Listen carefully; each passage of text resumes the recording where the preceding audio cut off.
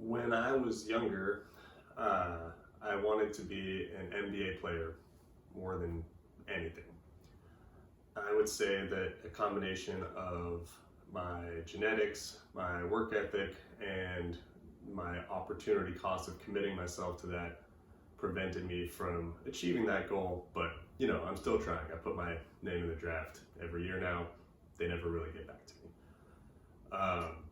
Secondary to that goal when I was a kid, though, was cancer influencer for sure.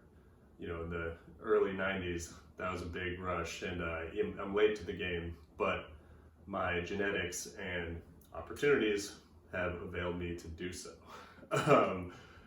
My name is Mike, and this is the second video that I'm making about a stage 4 metastatic melanoma diagnosis. And the real reason or reasons that I'm making these videos are numerous at this point. I made a video last week. I was diagnosed on Thursday with stage 4 cancer, and the response I got was really, really heartening. There were a lot of people sending support my way. There were a lot of people that had mentioned they were interested in the details of what I was doing personally, and actually the biggest response that I got was from people who told me stories about their friends, family, relatives who not only are dealing with cancer presently or have overcome cancer in the past, but also people reaching out and saying, hey, this information is helpful to myself, or I would like to pass this along to someone else who needs it.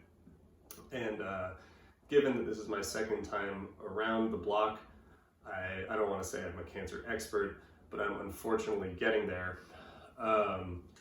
Also, this is just on a personal level, this is good for my mental health. It's good for me to talk about this stuff, and the human connection that I'm getting out of it thus far, I think will be beneficial as I try to not lose my shit this time through.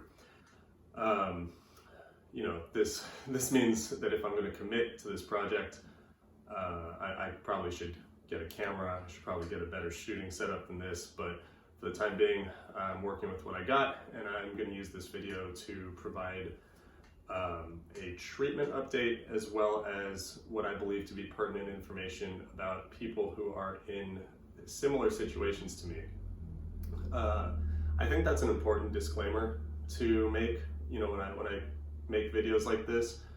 Not only is cancer a really unique disease to have, like, everyone's mileage is going to vary, everyone's treatment is going to vary, and everyone's mindset is going to vary when they have cancer, but talking about it, especially my specific setup, it can be a proxy for any hardship that we encounter in our lives. One thing that I always have said to people in discussions surrounding my cancer and its kind of ramifications or long-term fallout is that the worst thing that ever happens to you in your life is still the worst thing that ever happens to you in your life. Hard situations don't need to be compared. When someone says, oh, I had a family member who got COVID, or I had a family member who dealt with a broken ankle. Name something that might seem trivial in comparison to stage 4 cancer. I mean, there's people who get hit by buses every day. That's less trivial than stage 4 cancer, and we don't need to do like grief comparison or trauma comparison in order to share experiences and learn something from each other. So if I can achieve that in these videos, it'll make me feel good about doing them. So let's start with the specifics to myself. I got this diagnosis last Thursday, and the treatment plan that I'm going to go forward with is going to be a 2-drug mix of immunotherapy. The drugs are called Opdivo and Yervoy. Those are their kind of over-the-counter names. They're nivolumab and ipilimumab, I think.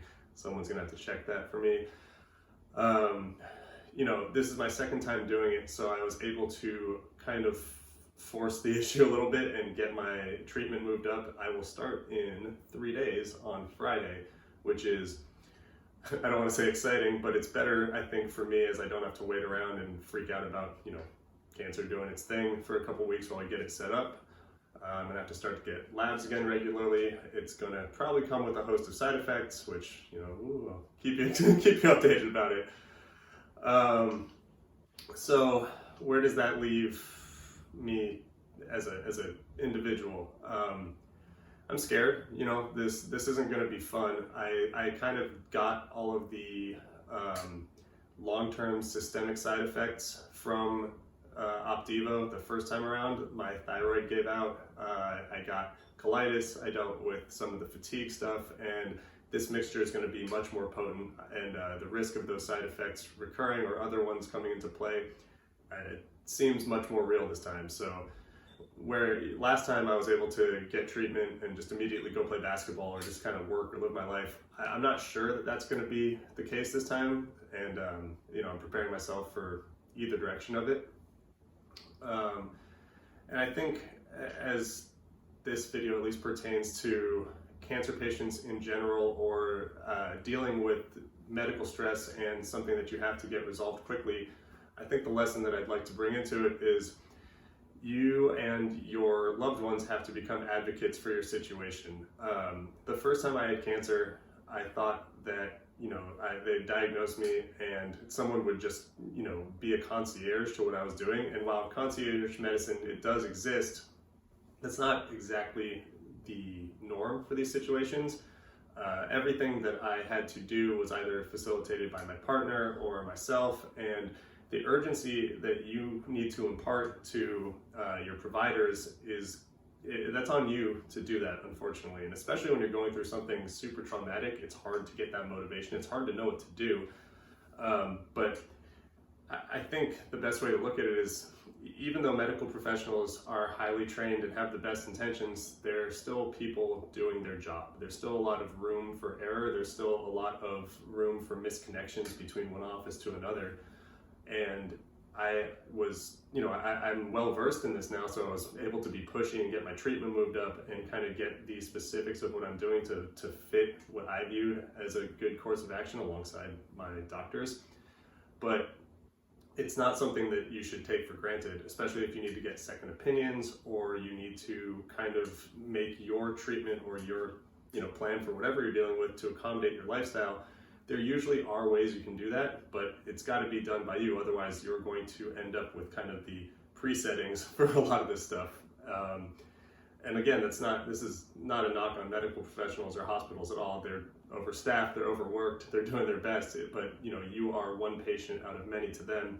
Whereas in your setup, you know, you're the only one fighting for yourself. You're the person who matters. So that's where I think I'm going to kind of leave off now.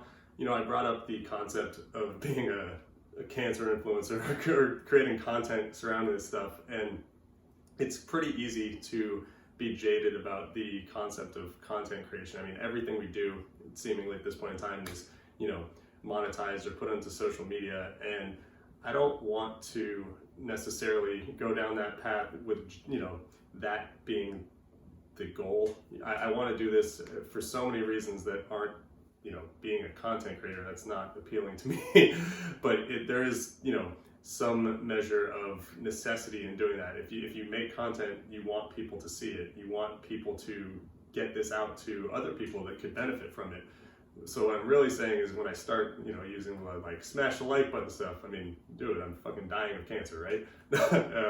I mean, hopefully not dying, but we will see. We'll see how this goes. We'll see how many more videos I make. Like I said, this is the second one, and this is still very unknown to me, but I'm gonna keep trying. So here's an update on a Tuesday. I will be back with you soon. Thank you.